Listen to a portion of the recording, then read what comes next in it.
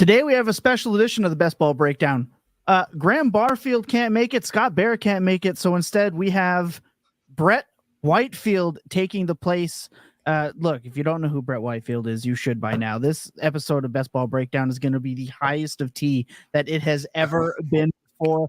The film guru extraordinaire, the man of Take Talk and On the Clock, where you can find on the Fantasy Points podcast feed, joins us today. And again, bringing back somebody who goes full tilt when it comes to thinking about thinking is none other than Mr.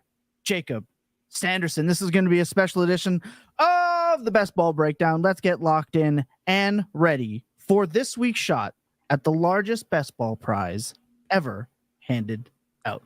Lock in.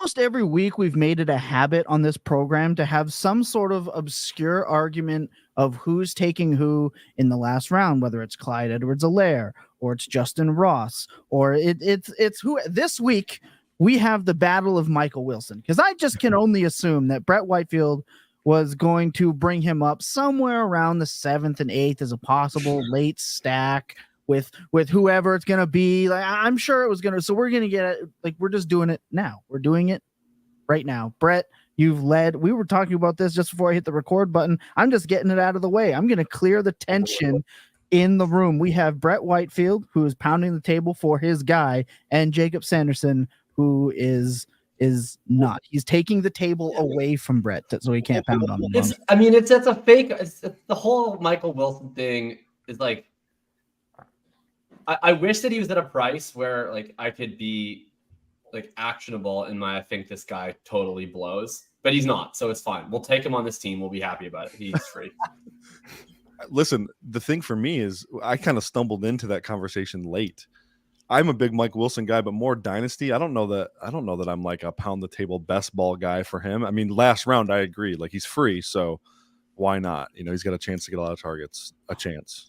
Look, but every situation could be rough this year. So every week, I mean, the appeal to me seems like it's pretty. Like, if you buy the talent at all, then I'd be all in best ball, because it seems like he's going to run like 90% of the routes from week one, which is that's true for sure. Incredible. Do you think there's another round 17 or 18 wide receiver you could take that will play nearly as much snaps as he will? Yeah, Devontae Parker is in that range. He's come up in a bit though, hasn't he? A little bit. Darius Slayton is still in that range, and I like him way more. Yeah. That's probably like my favorite wide receiver. He's moving up. He's like up to the 160s. Yeah. So I just want to say, though, that Scott Barrett's not on this podcast and the wet blanket is gone. We don't have to do Justin Ross again. Yeah, it wasn't happening. Yeah, Justin Ross. He's going to run 90% of the routes, of course. No, I think mostly, like, if I do need a wide receiver, Wilson's in my group. Like, Slayton is my number one, and I can't take Parker totally for free anymore. He's still pretty darn close. Right. And so Wilson is like part of the crew. Allen Robinson actually is another one that's going to run a million routes and is absolutely free. But then you have to draft Allen Robinson, so I understand that's not super fun. You know, every week I try to get like one hot takey thing, and actually I've been trying to get hot takey takes out of Jakob for 4 years, and he just never walks into it, and it really upsets me. But one thing, Chris, you had asked me what people are talking about on the streets right now, and it's running backs. Running backs are the most popular discussion at this point in the offseason, and we've seen massive shifts. We've seen Breece Hall shifts, Dalvin Cook shifts. We've seen A-Chain shifts, and now apparently Philadelphia is talking about Jonathan Taylor, if you believe some of the reports out there on the X app, which still sounds like a porn site. Jakob, being the non-fantasy points guest here, what's the biggest shift in running back for you? Is it the Kendry Millers? Is it more of the vets? What do you find to be the biggest shift? I don't even know what shift we'd be even talking about with Kendry Miller. It shifts every 4 days. It's like it's the Kendry Miller off-season roller coaster. We're going up. We're going to the moon. It's over. We're going to the moon. It's over.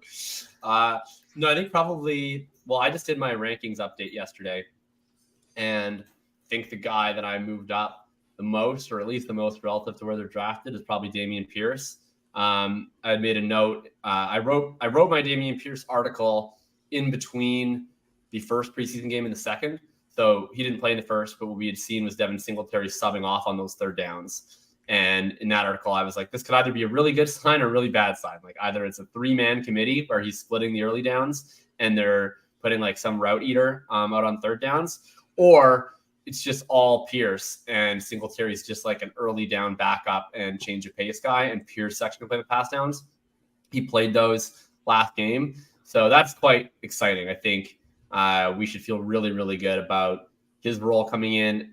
I don't even know that I really projected him to do that. I think that's kind of a surprise to me if he's going to be getting the vast majority of the long down and distance and 2-minute work. So I moved him up, like I think about a full round in my rankings, and he's becoming I had like wasn't full fading him, but I was taking him under the market. I'd like to get at market on Dameon Pierce.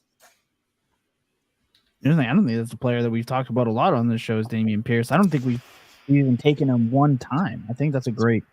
I mean, we know he's in a tough range. There's a lot of wide receivers I feel like we're normally gravitating to. When I draft him, it's usually because he falls a little bit, not because I don't like him. It's just he's a tough range with some of the wide receivers that go around him.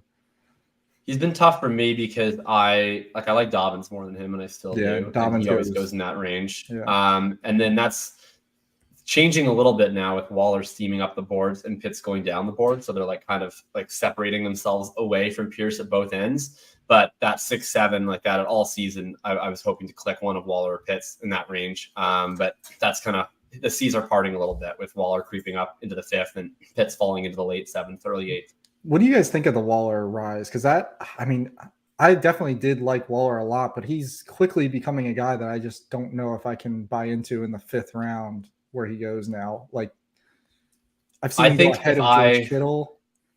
I agree with that. I've had Kittle ranked as my tight end 6 all season. So I'm in on Waller, and I'm still in on Pitts over George Kittle.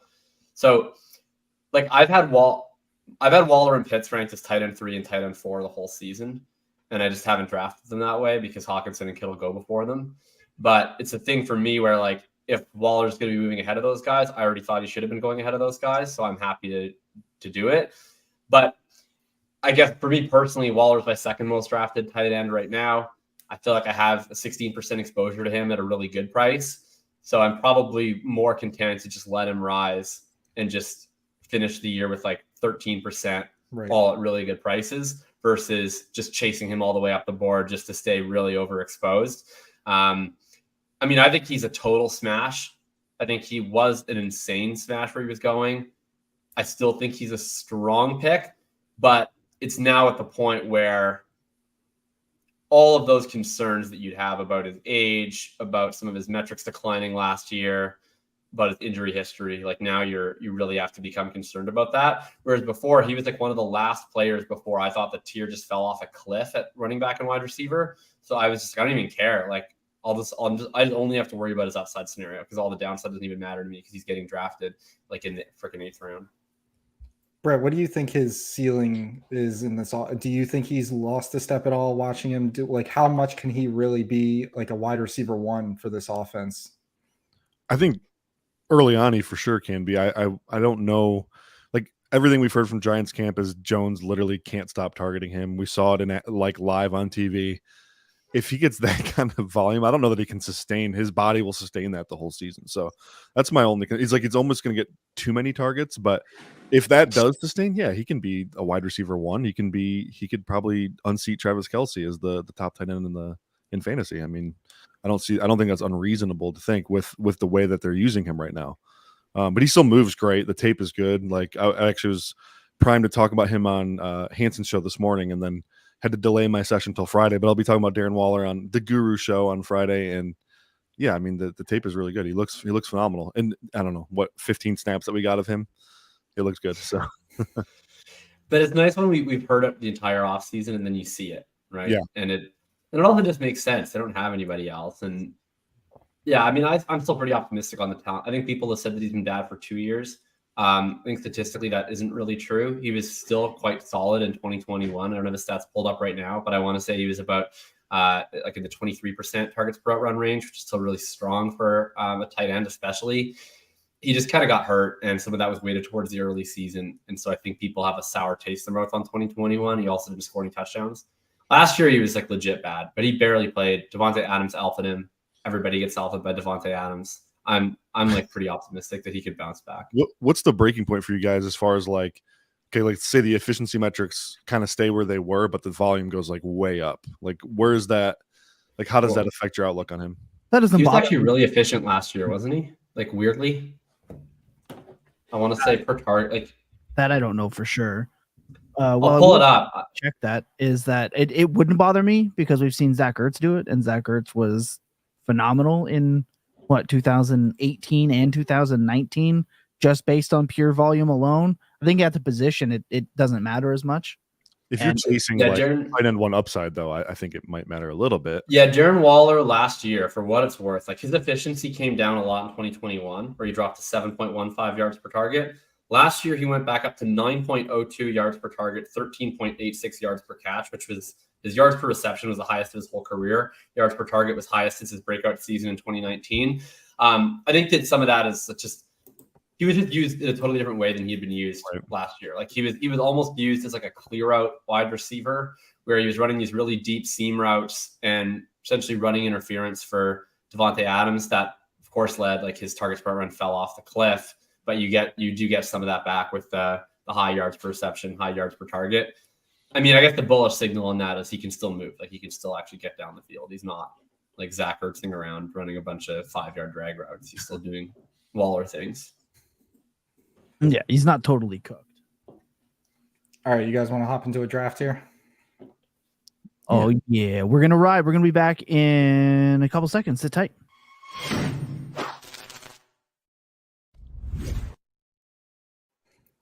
All right, we're going to do Best Ball Mania 4 draft as we normally do. Give me 1 second. There we go. This is like already full. Awesome. 1-5. Arguably might be the latest pick we've ever gotten. That's my favorite pick slot. Really? Actually, why is that? Yeah. It's my favorite pick slot because I don't really have a whole lot of preference between the top 6 picks. And then I think that there is another little drop off in the second round. Whereas when you're picking at the 1-5, 1-6 range, like I would say 1-6 is probably actually my favorite. But when you're in the 1-5, 1-6, you get a chance of, I think, getting one of those guys in round 2 that I really, really would like, versus when you're right at the top. Like if you're at the 1-3, I'm probably taking the same guy that I'm hoping to get at the 1-5. But then I'm looking at like quarterback or Derrick Henry or T. Higgins or something like that with the second pick, which just seems a lot worse than some of the guys you can sometimes get at 2-8. So I know you said you don't have a preference, but who do you? I mean, you have to have a little bit of a preference. Who do you hope falls to 5? Yeah, my preference is either Hill or Cup. I'm a Tyreek Hill guy, so that would be very nice. Yeah, that's generally who I hope. That's where I kind of not loved the 1-5, 1-6, just because if those guys go, then it's just a teardrop for me today. Yeah. Yeah, they just like, I cannot remember the last time I had a 1-5 that I was forced to choose McCaffrey or Kelsey. It's Cup for me, but if anyone wants to make a Kelsey case, I'll hear it. Cup's still being treated like he's hurt, which I think is weird. Like I think he should be going before McCaffrey at least. Yeah, I don't think he should ever go after McCaffrey. I mean, I get the McCaffrey case because he's freaking Christian McCaffrey. I just still tend to like my teams way more when I start with Hill or Cup. How many Kelsey drafts have you done with Scott, Chris? God. Well, luckily we've gotten a lot of very early picks, like 1-1, 1-2, 1-3, and we usually veto it. Okay. Yeah, we pulled him out of that pick, Brett. Like, well, it's probably a harder sell for you guys now, though, right? Because like when I came on, I think we had a 1-2 or 1-3, and my take was like, don't take Kelsey. We're just going to take Waller in the 7th, and then Scott was all aboard, and we did do that. But now you can't take Waller in the 7th. Yeah. Like in fact, you can't even take him in the late 6th. Like if you want Waller, you basically have to take him in the early 5th. Yeah, that's a good point. I don't know if we've had to do a draft with Scott recently, where since Waller's ADP has gotten as high as it has, we that is usually the way to get him off Kelsey. You just remind him that you can get Waller late, and he's like, "Yeah, that's right. That's a good." This whole show has just become different ways for us to plan how to navigate Scott Barrett's next appearance. Like every time he's not here, it's just talking about navigating the picks that he wants to make that are out of pocket. And Scott, we love that. It is kind of funny because I'm for the first time all year I'm ranking Waller where I would draft Waller, because like all year, like, cause my concern is like I don't want if people just draft off my rankings as other gospel. I know how to kind of adjust it, but I don't want someone to just be like, I'm just going to draft off these rankings and then all of a sudden they have 100% Darren Waller. Yeah, because it's always ahead of MVP. Right. So he's now at the 501, which does reflect how I feel about him. But it's still obviously because I refuse to be behind ADP on Darren Waller. Jacob, who are one of these guys you're talking about you're hoping falls to right here? Well, the top 3 in the queue, really. Yeah. Adams, I don't get the Adams ADP. I don't know. I have so much Adams because if I'm picking anywhere in the early second round, I'm picking him almost every time. I still have like in my like seasonal rankings, which I don't care about the ADP because that's more ranked under the assumption that you're drafting one singular team. I think I have Adams ranked like 9th or something. Brett, what do you think of Adams' usage with Jimmy G at QB versus any of his previous Packers? I can feel this going badly. This is gonna hurt. Oh, this is gonna hurt, isn't it? Oh, frick. No. Oh, okay, we're good. All right. Does anyone not think it's Jalen Waddle? I think it's clearly Jalen Waddle. I'm a huge Waddle guy, so yeah, I'm fine with that. To answer your question, Chris, I mean, the thing is, Devontae Adams is so freaking good. I hate saying there's any deck that's too stacked against him. You know, that's my issue. But what's more concerning is they have a collection of guys who like to play in the slot a ton, and that's what Jimmy's going to want to target. I mean, I don't know. The ADOT is concerning, right? Like, how much is Jimmy going to be able to get the ball downfield to Devontae, and that's where Devontae really shines. So, but that's kind of a last year. I mean, Devontae Adams shines everywhere. Yeah, but we've only like last year is the only year he has on record. That's been my pushback against it. Because last year was the usage change. Like this would be more of a usage reversion. Like with Aaron Rodgers, he was typically living in a pretty intermediate ADOT where you'd mix some really short passes, some intermediate, some deep stuff. Like he can win everywhere. It's the best receiver in the world. It was the efficacy on the deep stuff with Rodgers that was really, really nice. You know, he was but like last year, he was used way more weighted to the deep passing than he had been previously, and I don't think that'll happen again. But I just don't think that it's like I don't think Devontae Adams is like, incapable of just winning a million intermediate routes. So my big issue with Jimmy is he's not going to push the ball outside the numbers consistently to the boundary. And Devontae, when he is working the intermediate part of the field, that's where he really thrives. It's not to say he can't run in breaking routes. It's just like all of those intermediate stuff we're talking about with Rodgers. It was deep curls. It was, you know, I would say out-breaking stuff, but like back shoulder type stuff, real heavy possession receiver type routes. I don't see like Jimmy's never been a guy who can get the ball outside the numbers effectively like that. So Jimmy wants to attack the middle of the field because he's got a noodle for an arm. I just still think that it's not even like the Raiders did anything to really compel anyone else to have targets. Like they got rid of Waller, they drafted a rookie tight end, and brought in Jacoby Myers. This is like I mean, there's a lot of picks I like here, but hard to turn down the 0 RB fever dream for me. It's got to be T, right? The Lamar would be interesting to me here, but I'm really open to Taylor too, because like I think he's going to get traded, and every single place he would be traded is an upgrade over where he is. So multiply with Lamar because of the Waddle. I'm voting T. My vote is T. Okay, I vote Taylor, but I'm fine with T.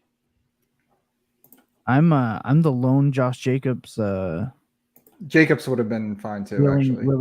I would have preferred Jacobs over Taylor personally. Yeah, 100%. I'm scared of Taylor getting traded. Actually, I don't think that's good for him. I think there Why? are situations where it could not be great, but I mean, Josh Jacobs was being drafted before he was showing up. Now he's showing up, and people are questioning his usage. Like, he's a locked-in RB1 for sure. I mean, yeah, okay, but Jonathan Taylor is the best running back in the world, and he might like. I guess to me, the concern was like Jonathan Taylor was going in the mid-second, and the reason why people were telling me that we couldn't draft him in the mid-second was because he was in a bad situation. And now he's going in the mid-third because he might not be in that situation anymore. That it doesn't compute to me. Like, if he gets traded to Miami, I feel like he's like immediately a top 5 pick. Well, right now the strongest notion someone sent me was Philly. It's not going to be Philly, right? Which There's is, no way. I mean, I don't think it's going to be Philly, but that's still good. Like, it has some of the same problems as Indy, but except we know that the offense will be efficient, right? With Indy, I mean, the problem in Indy is two-pronged. It's like he's going to have all the issues that you get with mobile quarterbacks for running backs, but the offense also might suck. Whereas if he was in Philly, he gets that, but the offense won't suck.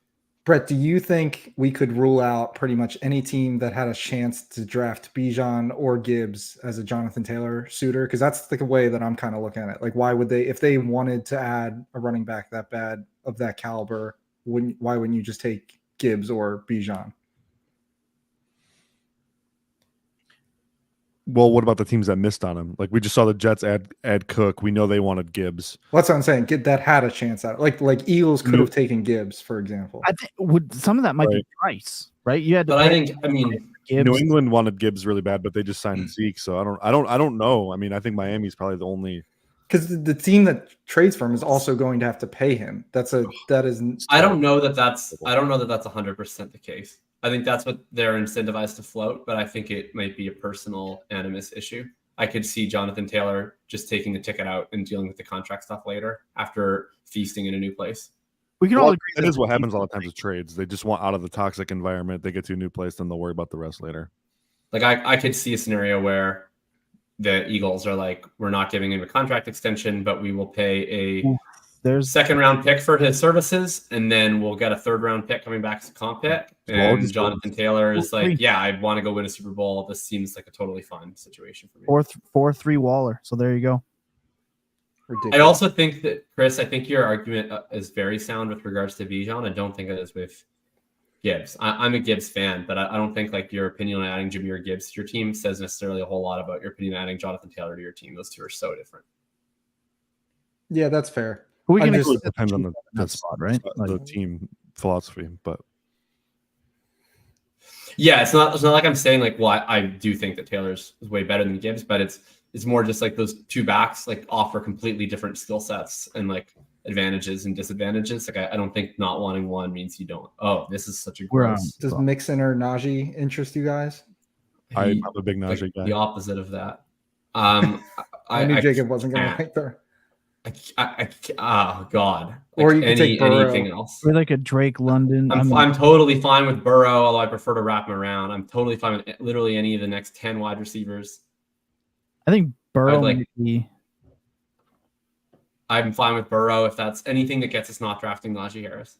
I think Najee is going to make a lot of people realize they made a mistake this year. 3.5 really agree. I agree with that. Yeah.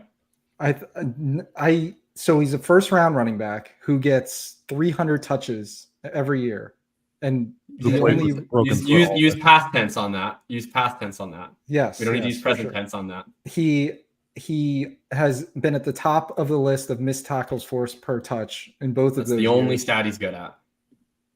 But that's a very important one for running. I disagree with you. I think it's a stat, but it's a stat that measures one portion of the game. Like all my running back stuff, I break it into like contact avoidance diagnosis stats, contact evasion stats, breakaway rush stats. He's good in missed tackles forced. Absolutely. He's been good both years. But you look at literally everything else. Yards after contact per attempt, he was okay as a rookie. He was poor second year. Explosive run rate, he's one of the worst in the league both years. His overall stats, both his qualitative grade by PFF, terrible. His rush yards over expectation, terrible. His receiving efficiency is brutal. PFF success rates are not good. His rushes over expectation percentage, it turns out, is not good. Like the only thing he has going for him by any metric, qualitative or quantitative, is missed tackles for us. I thought he was a really overrated prospect. I did not expect to succeed in the NFL qualitatively because of the same issues. He was a tackle breaking merchant who struggled to create explosive plays. And then he comes into the NFL, and that's what he's been.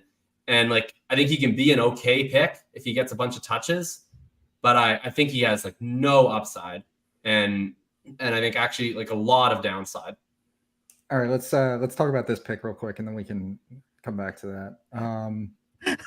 I love Jacob's rant so much.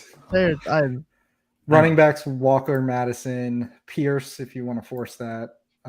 Receivers: Mike Williams, D Hop.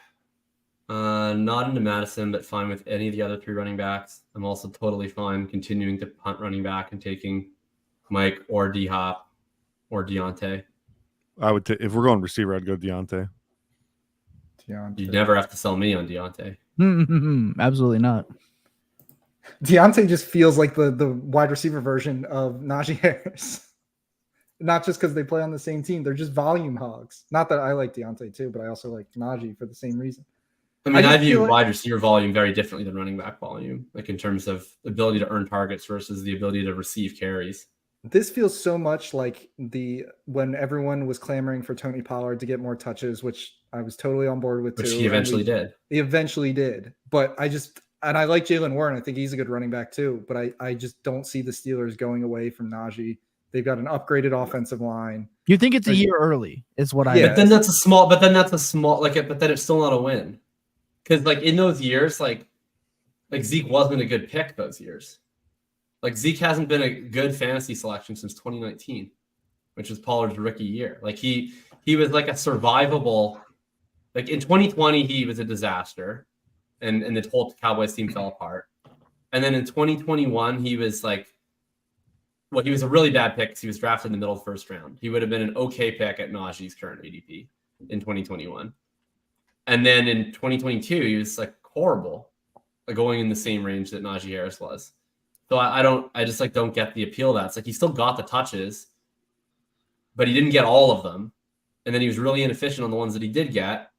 And he ended up being like an okay to bad pick. So I've seen this same comp, but my pushback is just that it didn't work as well as people hoped for Pollard until 2022, but it also didn't really work for Zeke. What was Zeke's ADP last year? It was like in the early 4th. Was it really that early? Yeah, I guess it was. Yeah. But we're talking about Najee's 3rd year in the league. That was last year was Zeke's. He played last year on a broken foot. Yeah, that's the other big thing. Right, but the argument for Zeke was that he used to be great and wasn't great anymore. The argument against Najee is that he's always sucked. Well, yeah, if you think he is just not good, then yeah, there's like I don't think there's anyone saying that Najee was good and is now bad.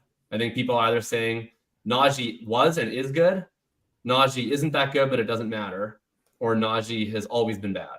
Brett, I don't think like anyone's saying like Najee declined. Brett, do you remember your draft grade on Najee when he was coming out? He was overdrafted for sure, but I still liked him quite a bit. I can find it. If I said on the Full Tilt draft program that Najee Harris was expensive James Conner, and I still think he's expensive James Conner. That's always been my stance on him, but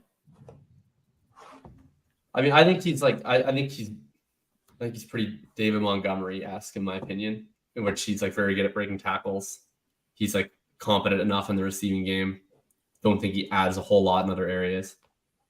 I mean, Montgomery at least had league-winning upside for like 2 straight years at the end of the year, right? Right, which that like Najee has that in play, right? Like the David Montgomery 2019, where it's like a running back who has like some skills, has size, has the ability to handle a ton of volume, can play every down, and like if things work out for that type of back, then you can get a mid RB1 season. I think that's totally in Najee's range of outcomes. I even discussed that on my piece on him, but I think you're just depending on things to break in his favor. Like I don't see Najee as a player who's going to like take the bull by the horns and just like dominate. I mean, because people are saying he's this year's Josh Jacobs, but like Josh Jacobs has always flashed some more positive signals in the qualitative stuff. Coming up here, Dobbins is on the board. the 2 wide receivers, Evans, Marquise Brown, Jahan Dotson. I'm out on Miles Sanders. I'd be fine with Cam Akers if you guys like him too. I mean, I will push for Javonte Williams draft. Dobbins is like my most drafted player, so obviously I love him, but I'm fine with Javonte. We'll be pushing Javonte if we wait, but I mean, I'm fine. Fine with Cam Akers. I'm fine with Brett. Like, pick a running back. Brett, do you have anybody? What's your take on Dobbins? Yeah, Dobbins is fine. I hate this tier of running back. It's gross, but we don't have a running back, so. I'm telling you, Javonte is going to be #good this year. I'm telling you. Who is? Javonte will be. I'm eating up all of it. I'm a little worried that they're rushing him back from this ACL way too fast, but so Chris Najee, he was in since the last 8 drafts, he was my 18th graded running back. So actually, they way overdrafted him. He basically had like a late second, early third on. That's what I had on him. A late second, early third. So Brett coming in as the voice of reason on Najee. You'd love to see it. I actually thought I had him a little higher than that. Actually, to be honest, surprised. Can we all just for a second reminisce on the look on Brett's face when the Detroit Lions selected Jahmyr Gibbs? Mm-hmm. Like, can we just reflect on how perfect that was? The Jack Campbell being an off-ball linebacker. Yeah, that was. I'm not familiar with the backstory. Like, in which way was it perfect? Were you like happy, sad, angry? What was the? Are you a Lions fan or are you Gibbs or? I follow the Lions pretty closely. I live in Detroit. Okay. Okay. So this makes sense. He went from happy, and I'm also positional value Nazi guy. So for the Lions to basically go running back, linebacker, tight end with their first 3 picks, I literally wanted to throw myself off a bridge. He went from yeah, that's tough. Talkative the whole show. Yeah, it happened, and we did. And his head. Yeah, I mean, red. It was. I love Jahmyr Gibbs, but I can't like defend that tech. It wasn't. Yeah, they were so Gibbs happy. is the 5th highest running back I've ever scored, and I was still pissed about the pick. So, yeah, really, 5th highest ever. 5th highest ever. Yep, that's crazy. I love that. Sandwich between Saquon Barkley and Todd Gurley. No, Javonte. Okay, we are back here. There's a lot of guys that I could get into. Oh, I like Akers here. Could do Akers. Or I like Connor even. I don't like Connor. I'm totally fine with Akers. Totally fine with Dotson, Marquise, Pitts, Quentin Johnston. A lot of guys. I'm trying to be totally fine with Swift too. I almost said Akers with our last pick, and he's still here. So I'm fine with Akers. If you want to do Akers, that's totally fine with me. It's fine. We can grab Stafford later and build. I feel like Brett might have gotten his way the least so far, so I have to totally fine giving you Akers. Well, we agreed on all the receivers, thankfully. So we're going back to the well. One of Jacob's first true love that I remember in fantasy, Cam Akers. Yeah, not been drafting him a ton this year, but he's like a guy that I'm not out on him. I like other guys more, but if I have the privilege of drafting with someone who's pounding the table for him, it's like an easy, like, okay, sure, I'll get some exposure to him this way.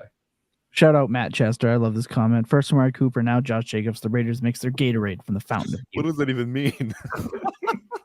I actually don't understand what that means at all. What? That's what, Amari. Okay, well, Amari was like really young when he came into the league. Yeah, I guess Jacobs was too, actually. I guess so was Jacobs. Yeah, they're both 20. Is that what he means? That's gotta be. It has to be. Has to be. Look at James Cook. Because isn't Jacobs moving a year younger than Najee, and he came out the year before Najee? Isn't that true? Yeah. Yeah. I think that I don't know if it's a full year, but he is younger for sure. Speaking of young rookies, Cam Akers, welcome to the team. Yeah. There you go. Oh, okay. I actually would love to get the film guy perspective on this because, like, I have my amateur film scout take on Akers, which is mostly just confused. But, I mean, he's let's be honest, he's a pretty confusing player at this point in his career. So last year, stats said first half of the year was arguably the worst running back in the league. Yes. My eyes mostly agreed with that assessment. Second year, stats say becomes a legitimately really good running back. And my eyes also mostly agreed with that assessment. Yep. And what do you think happened? Like, did he just all of a sudden feel healthier, or did he just start making better choices, or like what in the fuck? So, yeah, right. So what's funny is I actually came to this conclusion without data at first. Like, I think Chris and I were talking about Akers one day. I had to do an Akers bit for one of John's shows, and I was watching the tape, and I was like, "Oh my god, he's freaking terrible! Like, this is awful." Then I get to like week 10 or 11 or something. I'm like, "Wait a second." I'm messaging Chris. Akers is actually pretty badass. Like the last 5-6 weeks, and then I looked at the data, and the data agreed with me. I think it had to have been health. Like, there, remember when him and McVay got in that fight, and they were about to cut him? Yeah. Like that. I thought that was the correct choice at the time. Like, I've never seen a running back look so shitty. Right. So I'm that had to have been weighing on him, like mentally or something. And then all of a sudden the light bulb went off. I think it was a combination of health and just mental clarity. They clearly made up and patched up their whatever issues there were. McVay was legitimately slandering the man in press conferences. Right. And then all of a sudden they made up. It was like the weirdest turnaround. It looked like he was going to be out of the league. Like, it looks there like we offered you in a trade to every other team. Nobody wants you, and you're now going to be released. And then the next day, they were like, actually, we released Darrell Henderson instead, and Cam Akers, you're getting 100% of the workload. Darrell Henderson being out of the league. And it worked. It was like an insane plan, and it worked. I don't know what happened. Darrell Henderson had to be forced into retirement. Cam Akers. Speaking of 2020, speaking of other members of the 2020 draft class, okay, never mind. I'll save this for after because we got to pick in a sec. But I wanted to talk about Swift for a second. We can do Tua, but I kind of prefer waiting for Stafford at this point. Yeah, I think if Tua falls to us in the next round, maybe we get to have that discussion. But I'd probably rather push him. Pittman would be fine with me. Herbert would be fine with me. Bateman would fit this team really well. But yeah, Pittman would be totally fine with me. Oh, it's Michael Thomas, not Michael Pittman. Sorry, I can barely see. So I was like, where are we? Sorry, I'm like, all I can see is like just the screen share version. And I just saw Michael, and I was like, that must be Michael Pittman. He's the only Michael receiver in the pool this year. Pittman fell to me in the late 8th this morning, so it is. So that's why it's just. Have we officially punted tight end? Yes. We have. Yeah, I would have been down with Pitts last round, but we could. I mean, we can do Higbee for the Ram stack. Irv Smith. I know Thomas. We're not doing Irv Smith. Yeah, love that. Love hate crime. Zero Irv is. We actually took Irv Smith on the last time I was on the show, and I'm not gonna do that twice. Like, that time it was like a thing. Don't do that to me. My heart. And the funny thing is at that time I was like, look, everyone hates Irv Smith. All my homies hate Irv Smith, but like we're getting him 27 picks past ADP stacked with Joe Burrow. We gotta just have to do this. And what do you know? That's now his ADP. It's 27 picks behind where he was being drafted the last time I was on the show. So we didn't actually get a value on him at all. So it's really just this Tyreek drafter, but the Tyreek drafter already went Allen and Herbert, so they're probably not going to. They go 3 QBs. Would you dare trying to push him all the way back around in the 10th? Because I have done that before.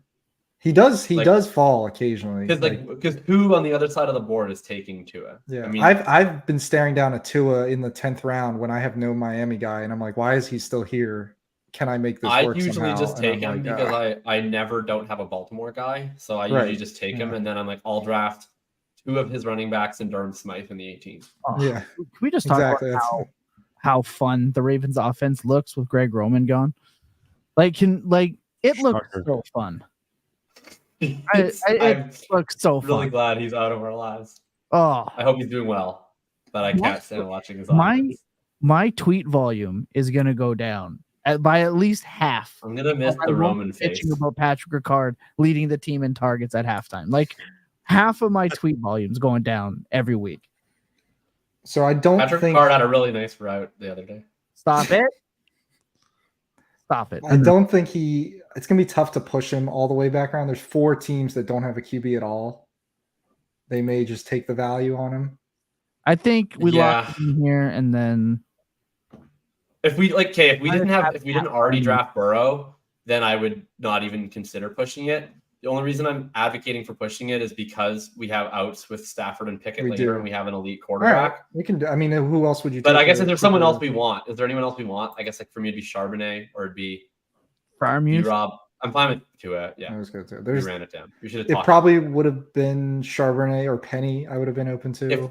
If Herbert had fallen one more pick, I would have pounded the table for it. But once he left, then I didn't really have like a guy I felt that passionately about. I like that you didn't even bring up Kadarius Toney. That was like a breath of fresh air. We didn't even have to talk about it. And look, TD's already here. I probably should have. He's actually correlated on this team. We don't have a Chief yet. We probably should have talked through. Oh, there's plenty of Chiefs we can still draft. Wait, somebody drafted Kadarius Toney?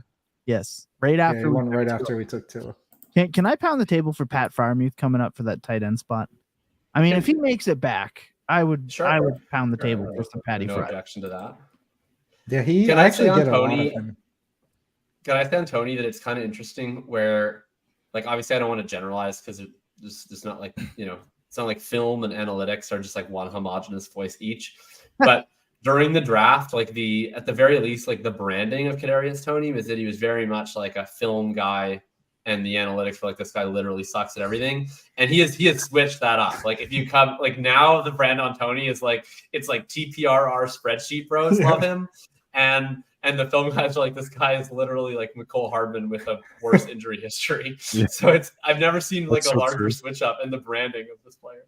That's probably true. Bray, you were probably pretty into Toney coming out of the draft or going into the NFL draft. I liked him a decent bit. That class was so loaded though that I don't think I had him top 7 even, maybe 8th, 9th. I'd have to go back and look at my scores.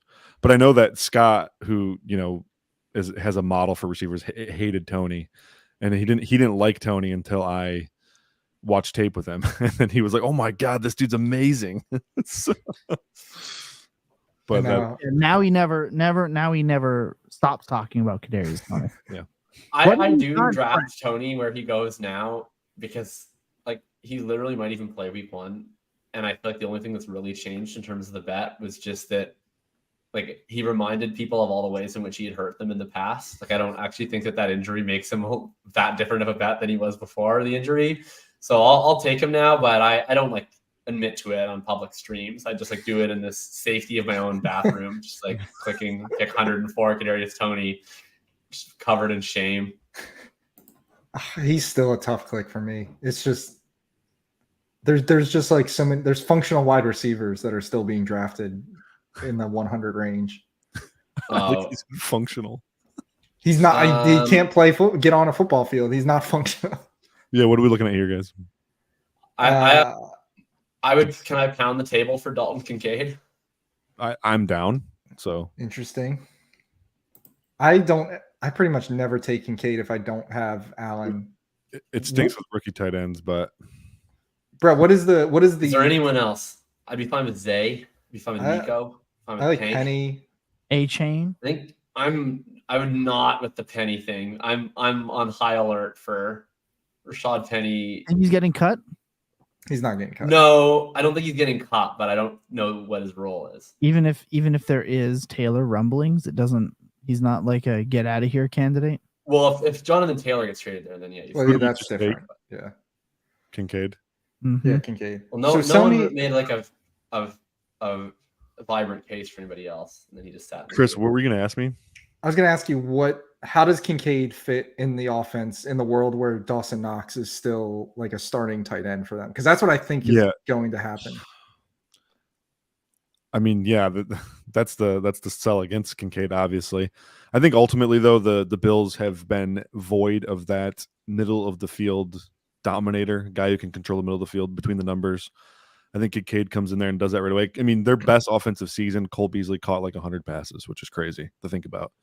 I think they're looking for a guy to fill that role. So hoping they convert to a lot more 12 personnel. If they don't, that's a scary pick because I think Knox is enough to play a lot. Here be my take for Kincaid.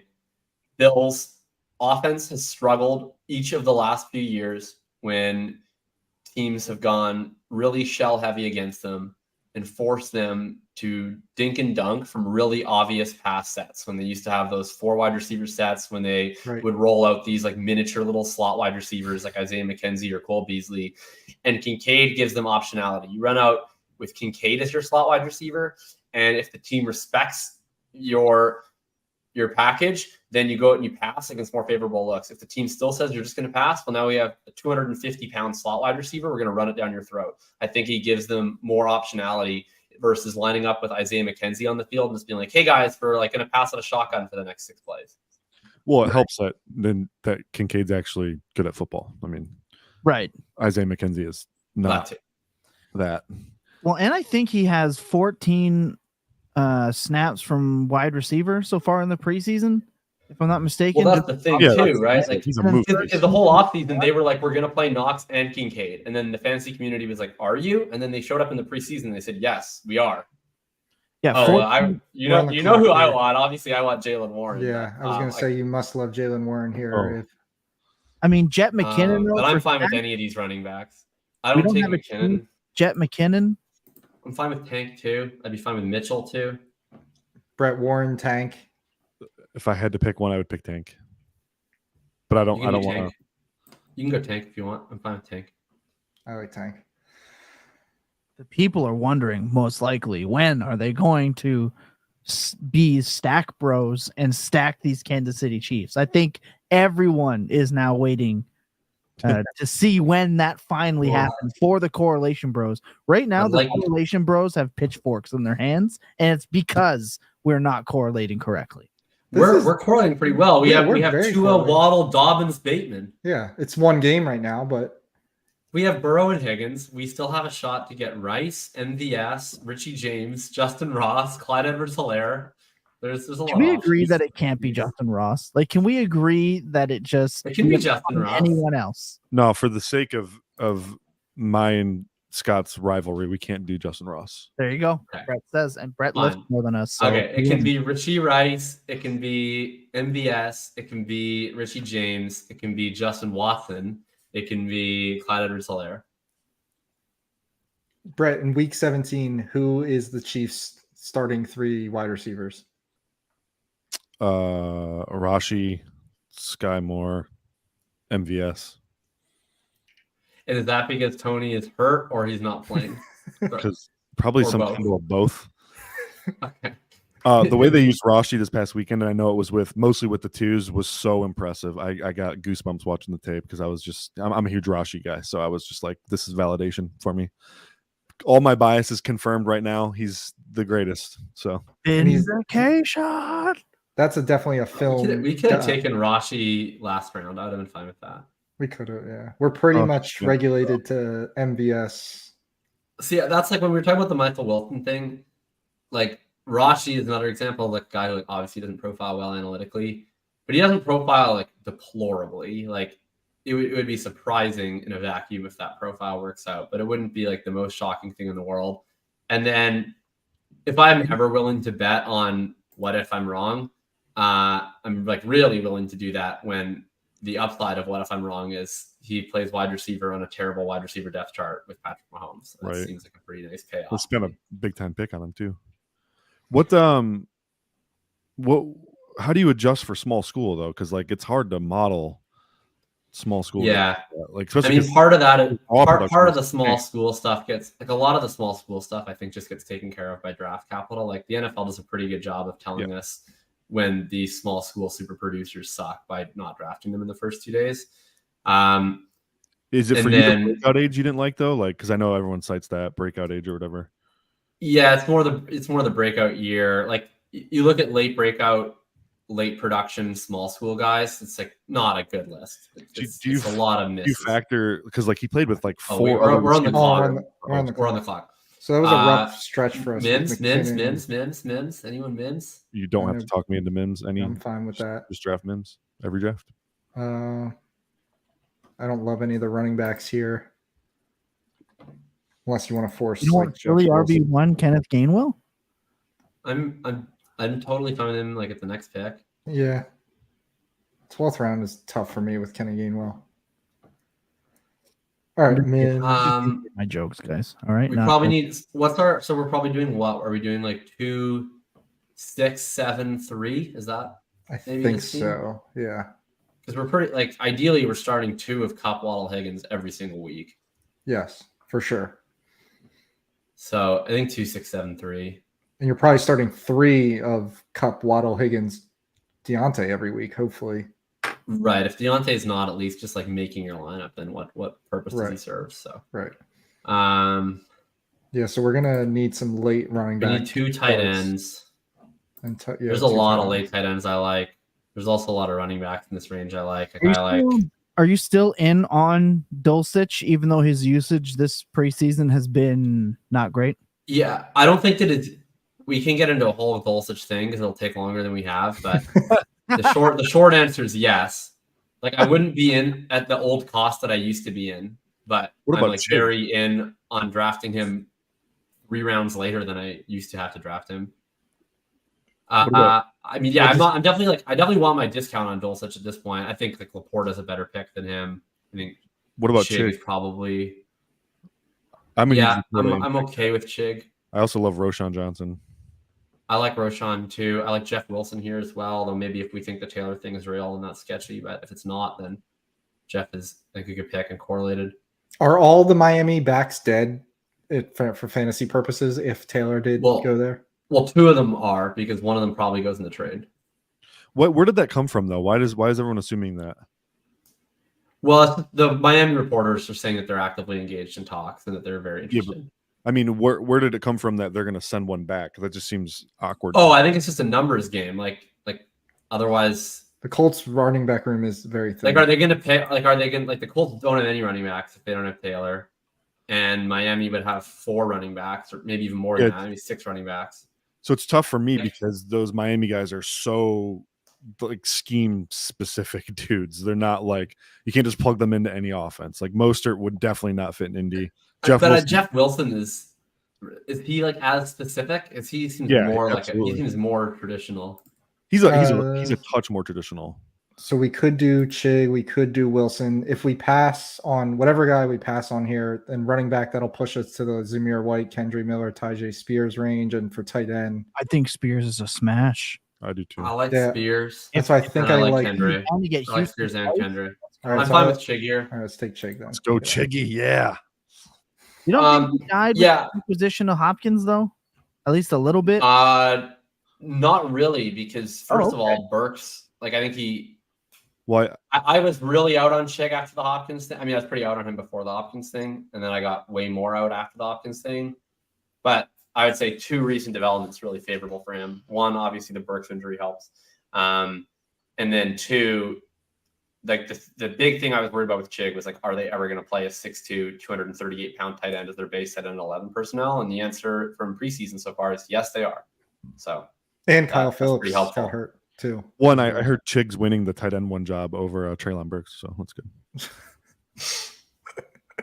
Treylon Burks will be lucky to get the tight end 2 job, and deservedly so.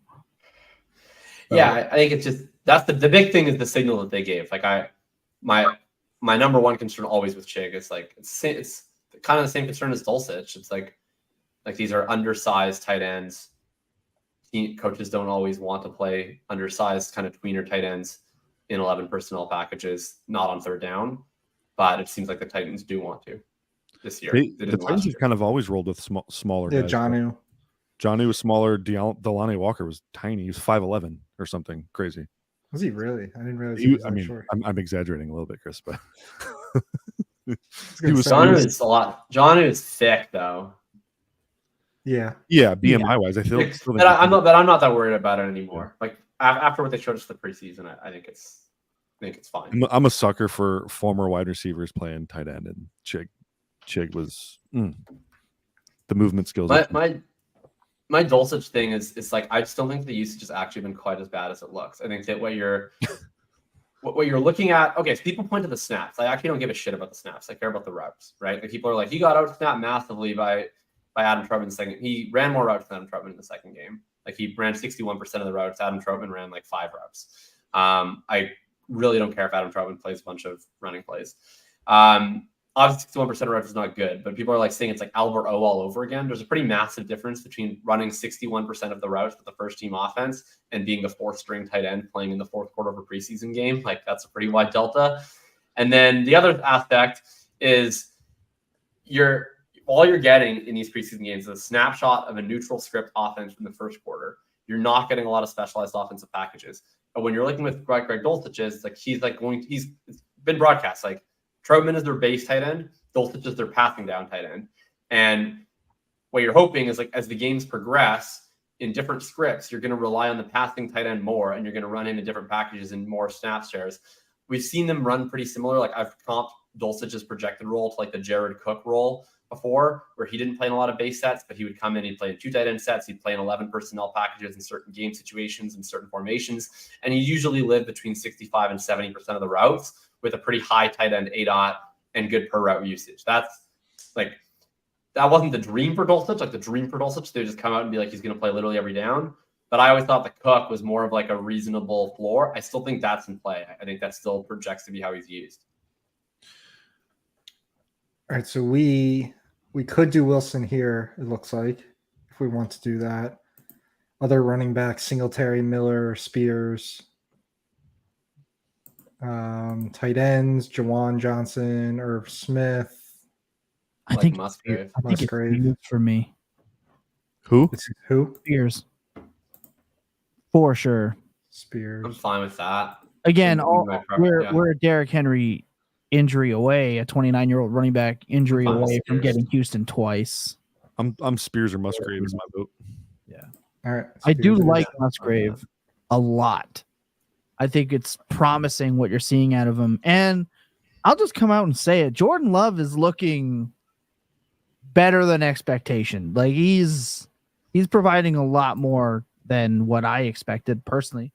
I don't know what Brett has seen on the topic, but he's looked way better than the images I remember of him missing a, not moving target in practice that everyone freaked out about. So, I mean, he's looked very impressive to me. Yeah. I mean, every podcast / radio spot I've done the last 2 weeks, I'm stating how worried I am as a Lions fan that the Packers are going to freaking do it again. Draft a guy, sit him for 3 years, and then boom. And what I love about their situation specifically is they have all of those pass catchers, those young pass catchers, under contract on rookie deals for the next 4 years. Watson, Dubs, Reed, Musgrave, Tucker Kraft, and they have a good offensive line. Like Love literally couldn't ask to be thrown into a better young situation to grow into. So, very. Musgrave legitimately might run the most routes of any rookie tight end this year, and he goes. I guess Mayer goes. Probably it's him and Laporta that are Laporta. That clearly won the number one jobs. The Lions already. Kincaid's played all the snaps in the preseason pretty much. Yeah. But Musgrave, I loved Musgrave in the pre-draft process. I'm sure your model hated him, Jacob. Oh, I don't care about production as much for tight ends. I mean, we've seen like production is just not as correlated to NFL. College production is just not as correlated to NFL production at tight end as it is at wide receiver. So I care about it, but if anything, I care more about it. Is about being the baddest dude on the field.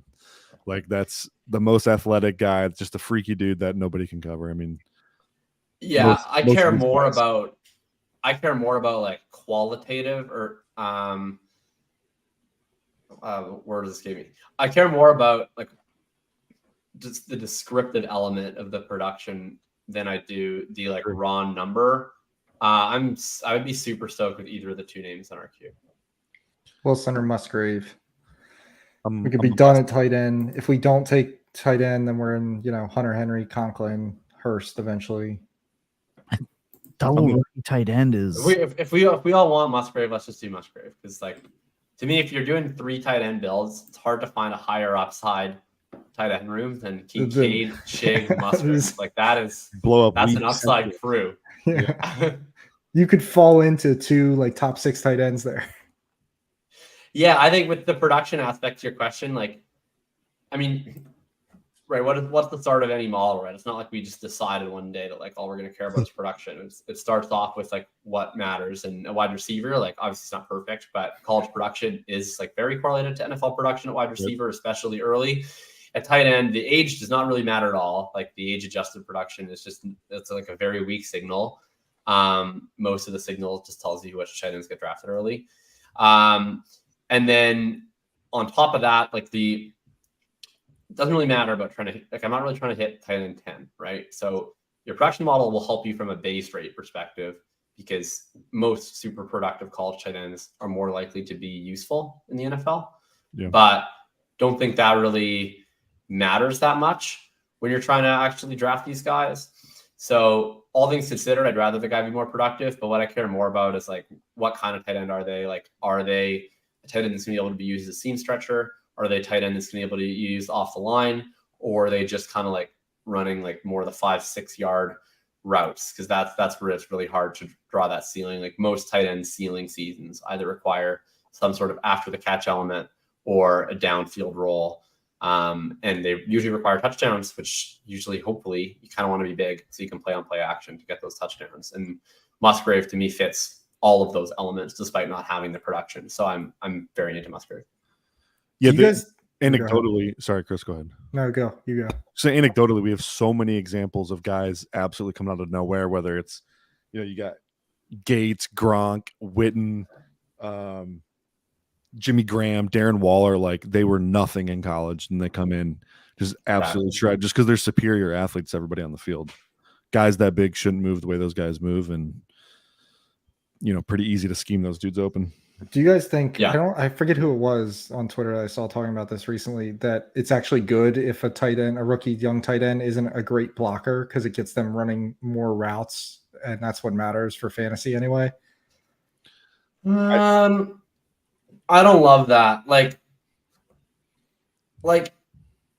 I get it where, you don't want your tight end to block, but you want your tight end to play, right? Who are we just talking about? We're just talking about Greg Dulcich. I wish that Greg Dulcich was a better blocker because he's definitely a better pass catcher than Adam Troutman. Why is he running 61% of the routes? Because he's not blocking. The underrated element there, Jacob, is Sean Payton has a hard-on for Adam Troutman, and we don't know why. This went back to New Orleans. Like he traded 4 drafts for him. But even Sean Payton is treating them like he's better at pass catching. Like he's running more routes. Yeah. Oh, for sure. I think that's people's general concern is that Payton has history with Troutman. So we're kind of like Troutman's like the boogeyman in people's mind, where eventually he's only doing the run stuff right now, but eventually he's going to be, eating into that route share. I think that's why people are freaked out, but I agree with you. No, I don't see that happening. These are the guys I like here. We got to be quick here. Love Chuba.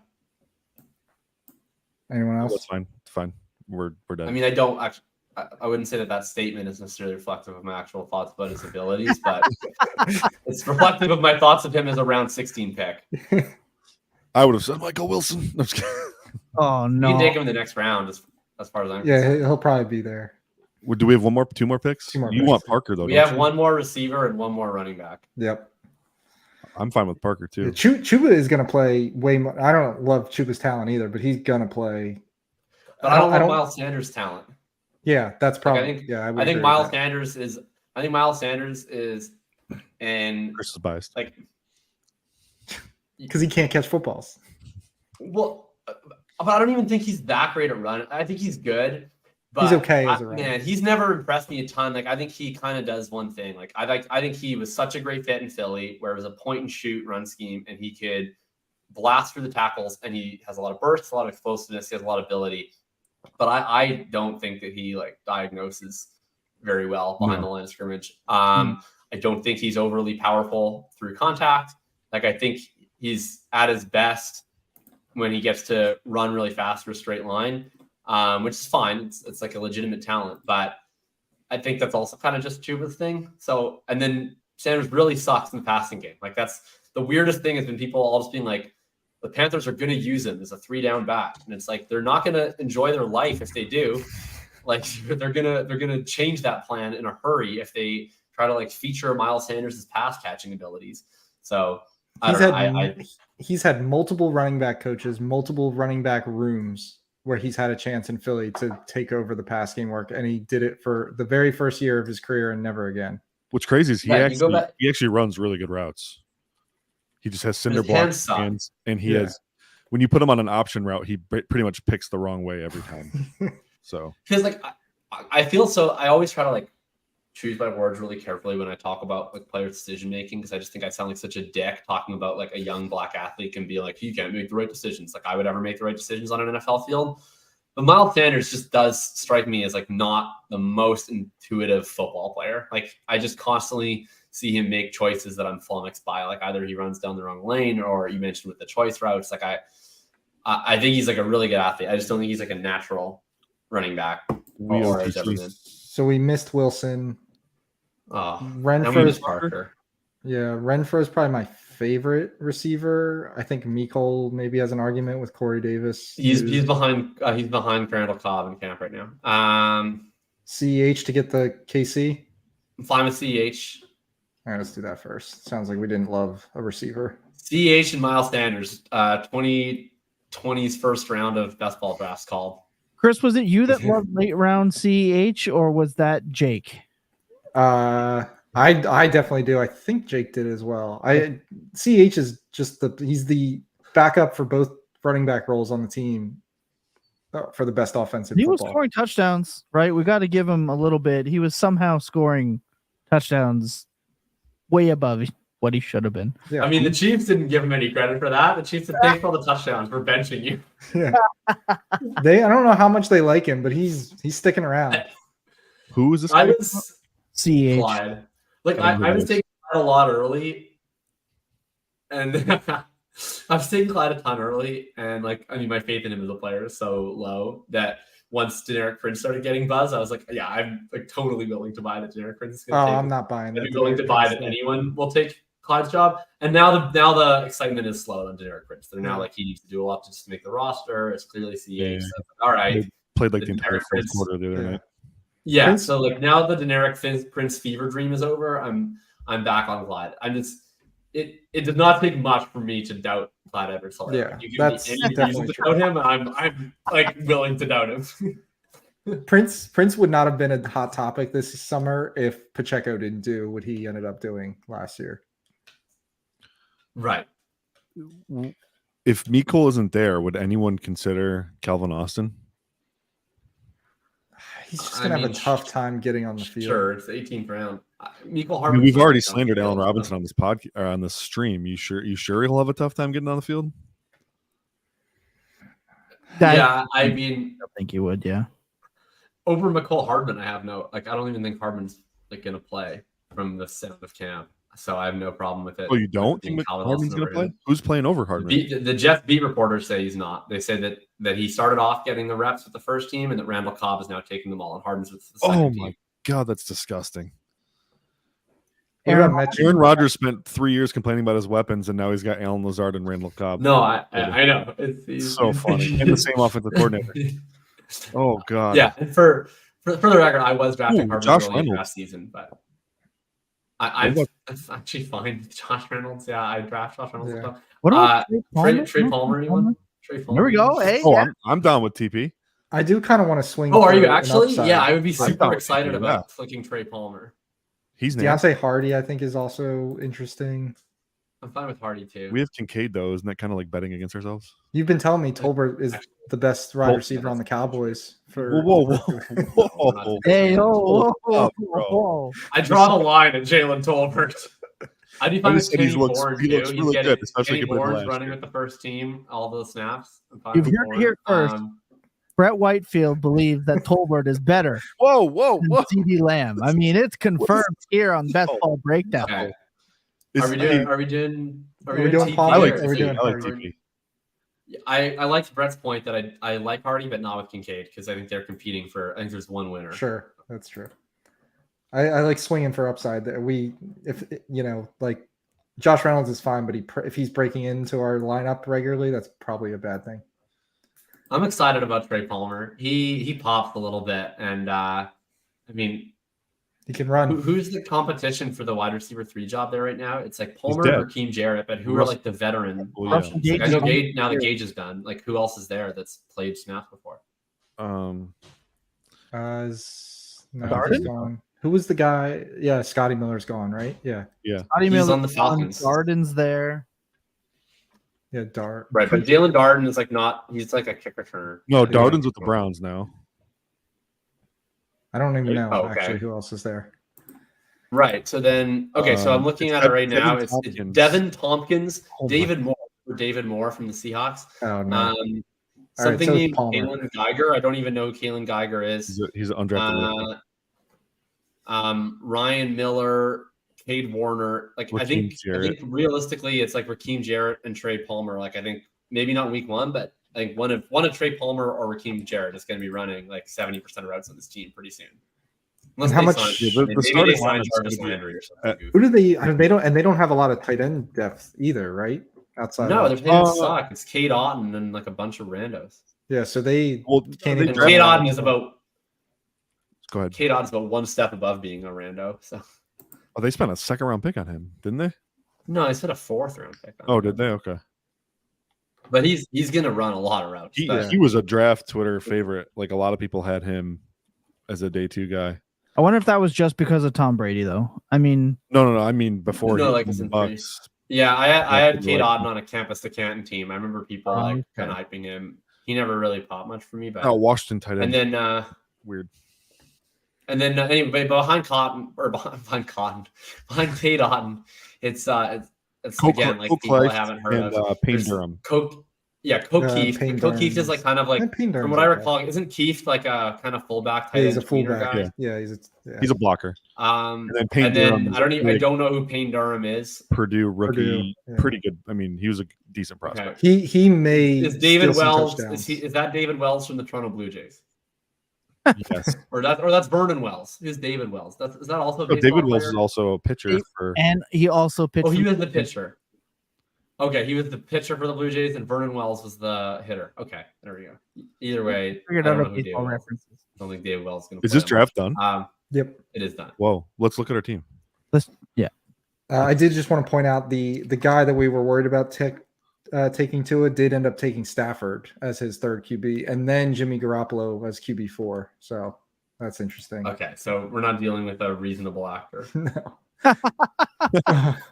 So Burrow and Tua QB. We definitely would have not gotten Tua to come back to us. There was a big run on QBs, so that was good. Dobbins, Akers, Bigsby, Spears, Hubbard, CH at running back.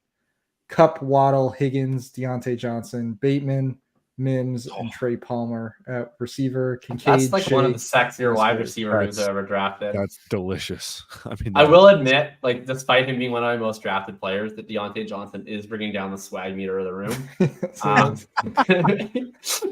But it's still pretty good.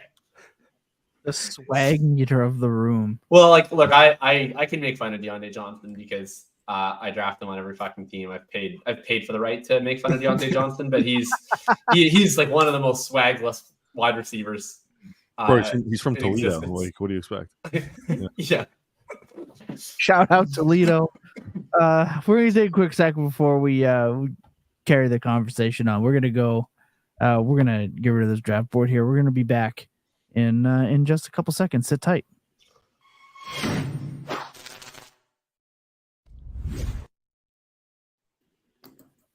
All right, and I want to keep in mind, I will not be the one to end the show because every time, all right, it's not going to happen. Someone else is going to tell me when, okay? Because last time Jacob was here, all right, I got nothing but all right. So look, if you could have changed one thing in that draft, Jacob, what would have been? Swap one player. Ooh, I got one. Not sure. I really like the team. Other than trying to think if there was like a pick that like triggered me. I guess I would probably no, because the only 2 picks that I would have like really did for sure different if it was just my draft would have been I would have taken Jonathan Taylor in the 3rd, but I like our running back room, so I'm totally fine with how that worked out. And I would have taken Kyle Pitts for sure in the 7th, but I'm like really actually kind of in love with this like all swag tight end room that we built with this 3 tight end room, so I'm pretty happy. Yeah, that's the kind of 3 tight end room you want if you're doing 3 tight ends.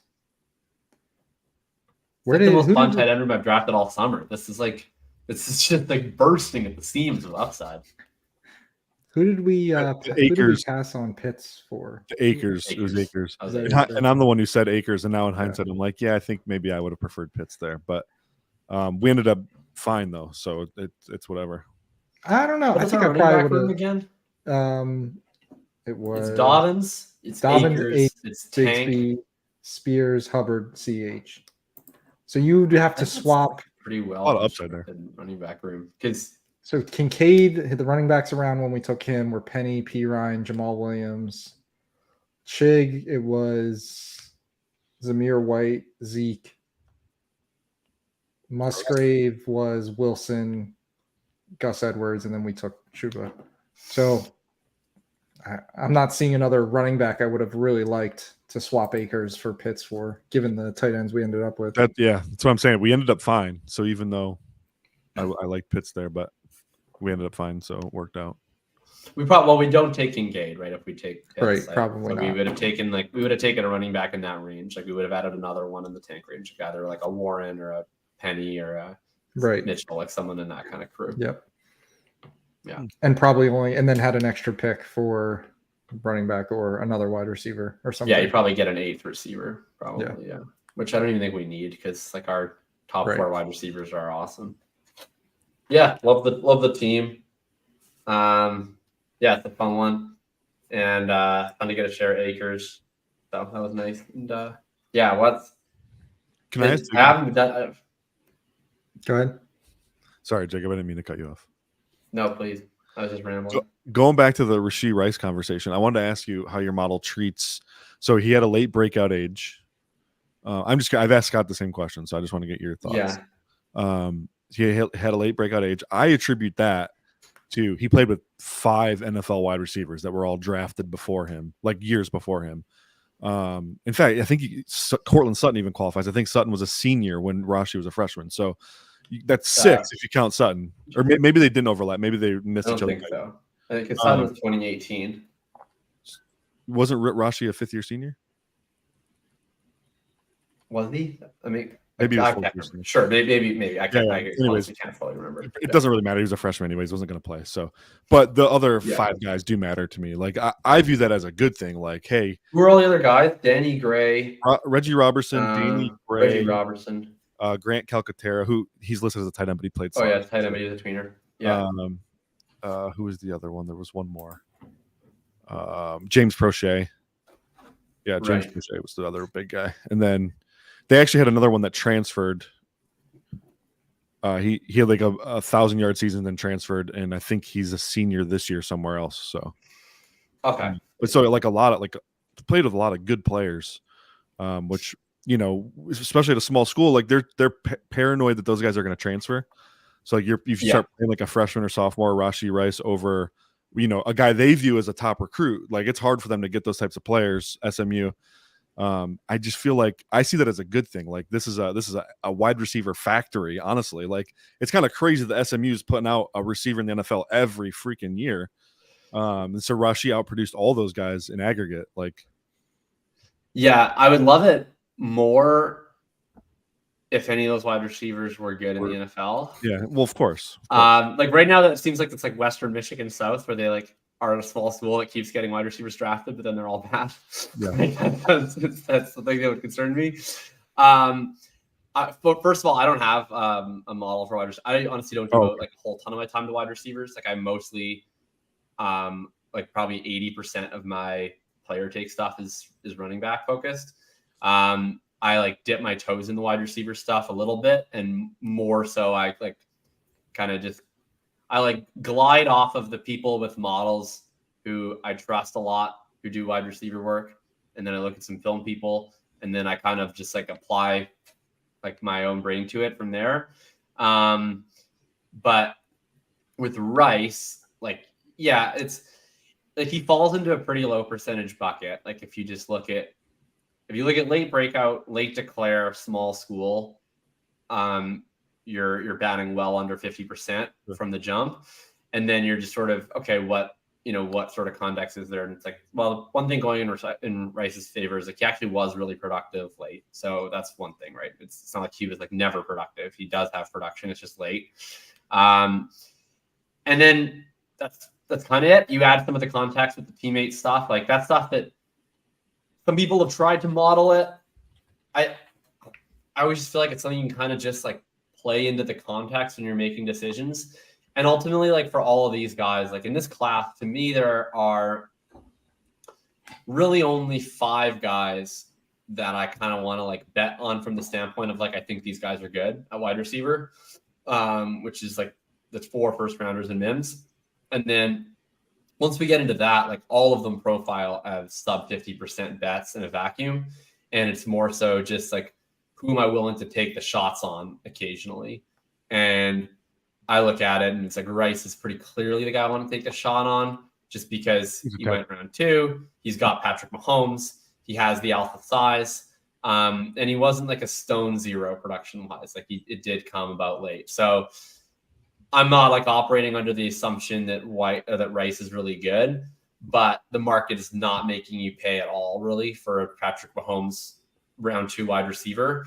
And I think it's like more than fine to just play into the chances that the analytics get one wrong, because they get one wrong all the time. So if they get one wrong with Rashee Rice, it'd be great. I like your answer. Yeah, I think we're learning right now, and I love that. I love that about like this. That would be, yeah, because that's like one of the things, because he was grouped in a pretty similar range, I thought, as like other pretty similar prospects analytically who don't play with Patrick Mahomes. So like, for instance, like Mingo would probably be case study number 1 for this, where I didn't really like either prospect, Mingo or Rice. But Mingo was like going in a totally different tier than Rice in drafts.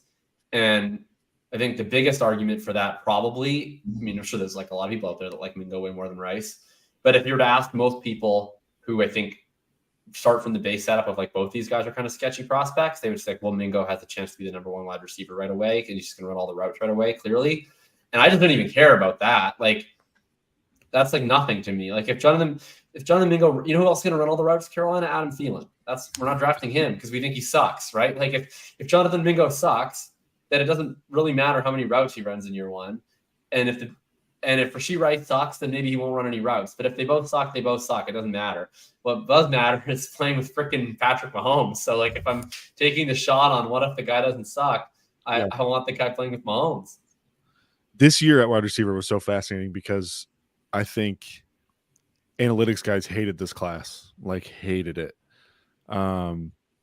I think the film was better on a lot of these. Like Mingo, I thought Mingo's film was pretty good.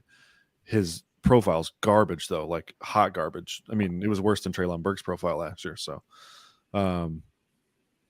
it's going to be weird to see like in 5 years how this class pans out, because I think there's going to be plenty of film takes that were awful, and there's going to be plenty of models that were way wrong too. Because some of these guys have to hit. Like it's not going to be a dead class.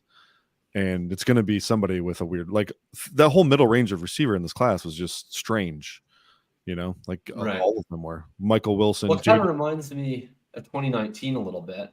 Yeah. And we got a little bit of mix on all those. Like we got some, like AJ Brown, I think was like AJ Brown's kind of a consensus. Like I'm sure I nailed that class for what it's worth. Nice. I think pretty like I recall pretty much everybody liked AJ Brown. And then like he obviously becomes a superstar. DK was like a guy that really on both sides of the fence. I feel like you could hear people who liked and people who didn't like. Like he just had a really high variance profile. I don't know if people had like Marquise Brown, it was fine, but you get like, you get a massive analytics whiff on N'Keal Harry, where he just like is totally nothing and has like a really sterling production profile. He had a 4th round. You get like, Terry McLaurin is probably the biggest outlier of the last decade or so analytically, like in terms of guys that really did not have much going on production wise that ended up being really good. But then you also had like the weird aspect where you had these like pre-draft guys. Like I remember being around like just on the periphery of fantasy stuff, but I remember there was like a lot of film people pre-draft who were really excited about Akeem Butler and Riley Ridley. And they died before the dream even started. It was super over for them. They end up going on day 3. I remember DeMarcus Lodge. Yeah, Kelvin Harmon and DeMarcus Lodge. They're like the 4 horsemen of the apocalypse. Were all those guys, but there was a lot of those. And then you get, it's like, and there were some guys where it was like, it turns out that the data was right. JJ Arcega-Whiteside, not so much. Cole Hardman, not so much. But yeah, it was like a very high variance class, and you get a little bit all over where there's some swings and some misses. Yeah, that was arguably my best class. Terry McLaurin was the first player. Like I'd been going to the Senior Bowl for years, and it was the first time I went to the Senior Bowl and like felt like I actually learned something about somebody down there, like on the field. what McLaurin did at the Senior Bowl, and I've told this anecdote on multiple podcasts, so sorry if you've heard it, but what Terry McLaurin did at the Senior Bowl that year was insane, because at Ohio State, he was basically a screen jet sweep guy. That's all they used him for, occasional deep ball. And he goes to the Senior Bowl, and he's literally running routes on everybody, just tearing people up, really complex route tree, really good release package. And I was just like, where the frick did this guy come from? So when I weighed the Senior Bowl tape in with his college tape, I ended up putting a second round grade on him, and he's definitely, produced that well so far. So right. Well, and I forgot, I didn't even mention the biggest weirdness, but that was what was so fascinating about that class was like you had the 2 Ohio State wide receivers, both of whom who had horrible production profiles, but everyone was really like the market at large was really willing to buy into Paris, but the market at large had zero interest in Terry McLaurin, which was interesting because like analytically speaking, they both looked really bad. But yeah, like the Paris, like people were pumped up for Paris Campbell. He had a lot more fans in the fantasy community than McLaurin. Those guys together had like an average eight out of like 4. Curtis Samuel was that class too. Like all those guys were just short dink and dunk passes. Was Curtis Samuel that class? I thought he was the class. Was he that class? No, you're right. No. He was the McCaffrey class, wasn't he? Yeah. He was 2 classes before, because I remember he came in before DJ Moore, and DJ Moore was 2018. Right. Yeah, he was the 2017 class. Hopefully this class is like the 2019 class. It's like the 2018 class, and that's just fucking sadness because there wasn't much. Whatever, we got Calvin Ridley. Yeah, like the big 3 were Sutton, Ridley, and Moore. And like I love Gallup that year. Yeah, I mean, I don't know what I guess like so out of that class we get DJ Moore. I mean, he's obviously been good, but that has not hit the heights that we dreamed about. Calvin Ridley hit them, but very briefly. And then coming back. It's like and then Sutton and Gallup. I mean, if you ask me about Sutton and Gallup after year 2, like looks good. Everything since they both tore the ACL. Yeah. Hey, Calvin Ridley's coming back this year to take the crown of that class. Like he's gonna do it. I think he's gonna do it. I feel great. It's a low bar. It is. DJ's been pretty darn good though. I wish DJ Moore could have had the opportunity Calvin Ridley is about to have. Yeah, with the Trevor DJ Moore is Lawrence. not. Really fun. DJ Moore just needed Sam Darnold his whole career. That's what he needed. He needed Sam Darnold his whole career. Because when we got 5 games of Darnold and Moore, he was Himothy. Yeah, but then it was bad. Like it was only the first 5 games. Like then it was bad, and then he got Darnold again last year, and it was also bad. I like DJ Moore. I'm just tired. But I maybe this. It's gonna be the name. It would be natural if this was the year. Like so, every single year, I think for the last 3, I've had the exact same relationship arc with DJ Moore, which is at the beginning, I'm like, I'm not paying this premium price tag for what I know is going to be the wide receiver 22 this year, and then by July, I talk myself into whatever fucking god-awful situation he is, being like, look, it's all priced in. We're only buying the upside. We've got to get it on DJ Moore this year. And then, like, sure enough, it's the same fucking shit every year. And I haven't actually given in this year. I've, like, remained mildly below market. I think the one thing I've done with this year is there was, like, a beginning of the year, he's going to early 4th. I wasn't taking anyone. Then he fell to the late 4th. And that was fun. Because then you could just click Moore and Fields together every time.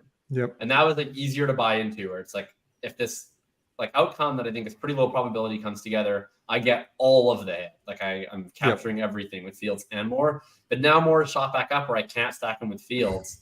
And I guess my thought on it is like I think Fields can have an absolutely awesome year where Moore is just okay for fantasy.